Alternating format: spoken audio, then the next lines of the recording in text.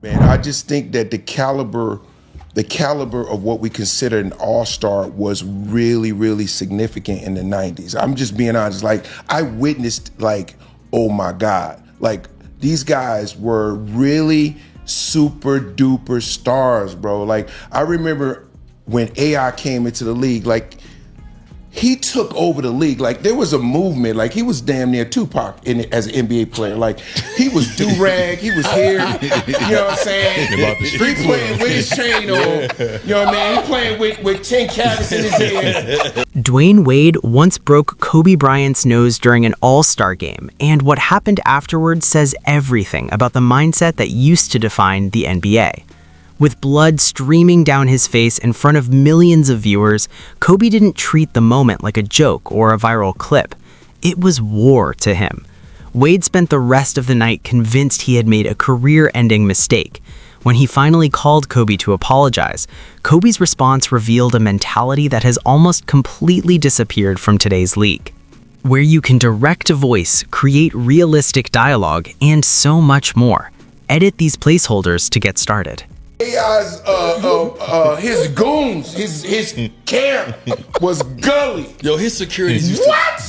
His bodyguards used to be so big. None of them had a line. Nobody got their beard done. These dudes look like they came straight from prison. Yeah. They had all the white people at the game like, oh my God. Before getting to those three words, it's important to understand what the All-Star Game used to represent. Wade's recent interview wasn't just a critique of today's players. It challenged the entire idea that being an all-star in 2024 carries the same meaning it did 20 years ago. Back then, the label came with fear, weight, and real pressure. Today, that edge feels gone. There's a popular belief that talent is timeless and stars are stars no matter the era, but Wade doesn't buy into that at all. His argument goes far beyond stats, mixtapes, or empty gym scoring and cuts straight into how the game and its mentality has changed. Just my personal take. And I've already shared why I think the game has kind of went a little watered down, because it's not just about the game anymore. If you know the schedule of all-star guys now versus then, it's about the business. It's not about the game anymore. As much as you have to do before you actually go perform, it's different from back in the day.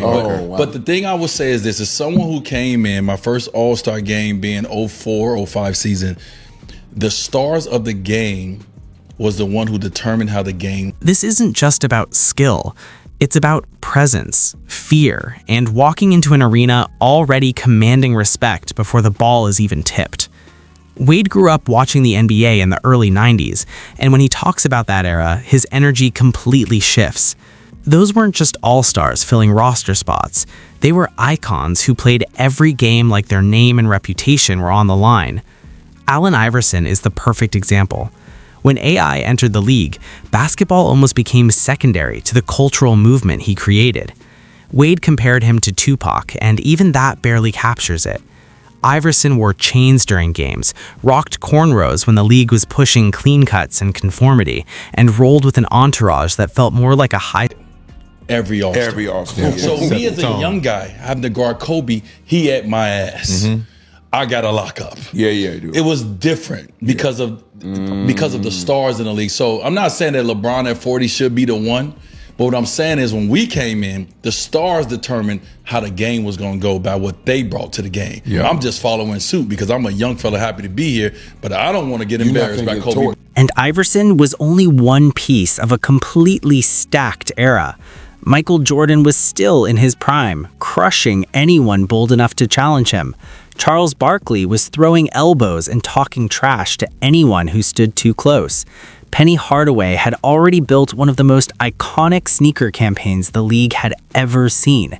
Magic Johnson had changed the game and still commanded attention the moment he walked into a room.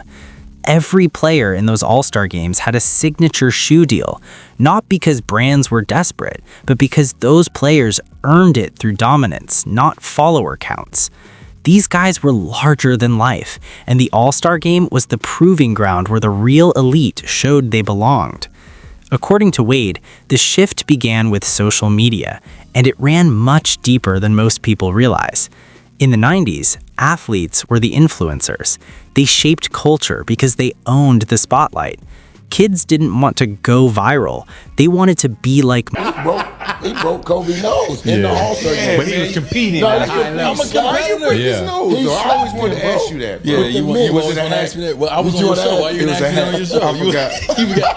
I forgot you broke Kobe nose, did. man. I did. You using all your fouls too. Ain't going home with none of them. That's the competitive nature. He don't leave no fouls on the table. So when I came in, Kobe set the tone for the All-Star games. Right. Kobe would go out there and be ready to bust your ass. Right. So when I was that All-Star game in particular, the one we talking about, Kobe was fucking me up on the other end. He was hitting me. He was doing that little Right here. He, Oh, yeah. He was Oh, hitting me with, yeah. and I'm Oh, that like, shit hurt. I'm like, Kobe. Come on, man, he man. don't care. Kobe's he locked in. He's a competitor. So I'm, then I lose myself a little bit. I'm like, oh, that's what we doing. Today, shoe companies hand out deals to TikTok and Instagram personalities whose entire job is influence. Athletes still receive endorsements, but the real power to shape culture has shifted to people who have never stepped on a court. Once that change happened, something real about the game started to slip away. And the business shift didn't stop with shoes and marketing. Wade explained that the modern All-Star schedule looks nothing like it did before. Media obligations pile up weeks in advance. Sponsorship commitments demand constant attention. Content creation cuts into practice time, and appearances pull players in a dozen different directions. The game itself becomes just one small piece of a massive corporate machine.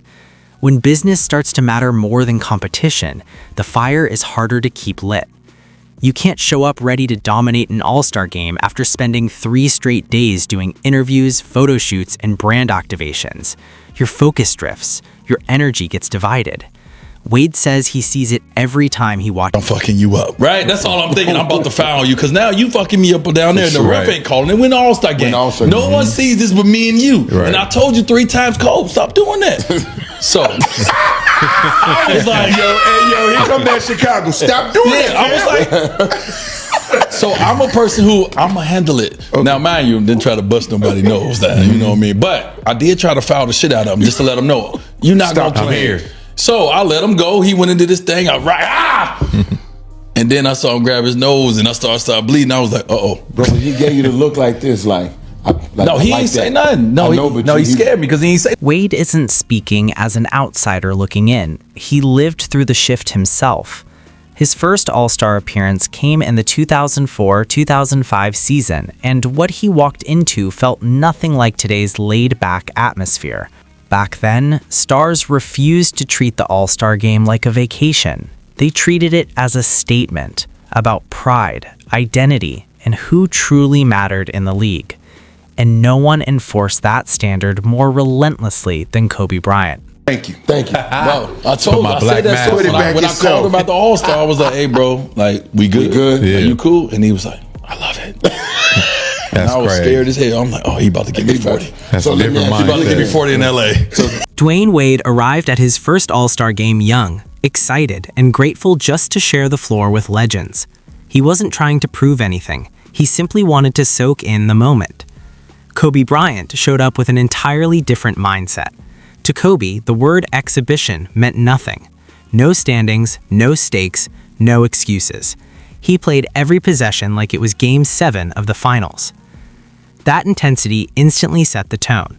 When the best player on the court goes that hard, everyone else has 2 choices: match it or be exposed. Wade learned that lesson the hard way when he found himself guarding Kobe.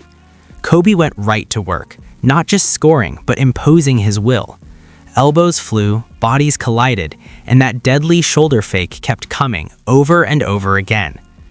Wade tried to tell him to relax, reminding him it was just an All-Star game and supposed to be fun. Kobe ignored him completely. He wasn't there to entertain casually or make friends. He was there to dominate. He wanted to win even when winning officially didn't matter.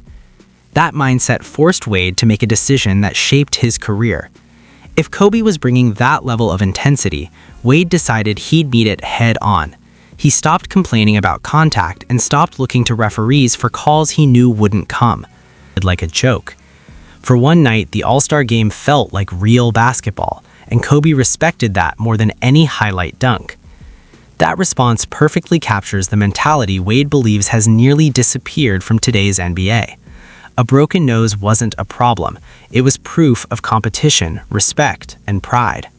Today, that same moment would spark outrage. Social media would explode, talk shows would debate intent for days, apologies would be demanded, and the league would release statements. The competition itself would get buried under noise.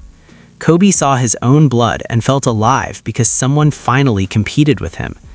This is what Wade means when he says the All-Star game has fundamentally changed. The issue isn't the score, the lack of defense, or lazy possessions. It's the disappearance of competitive hunger. In today's All-Star games, elite talent goes through the motions. Possessions turn into jokes, defense looks optional, and effort disappears. There's nothing wrong with enjoying the moment, but there's a massive difference between having fun and completely checking out. In the past, the fun came from the competition itself, embarrassing another star, proving you belonged with the best on the planet. Wade leaves behind a simple but powerful question. Who sets the tone?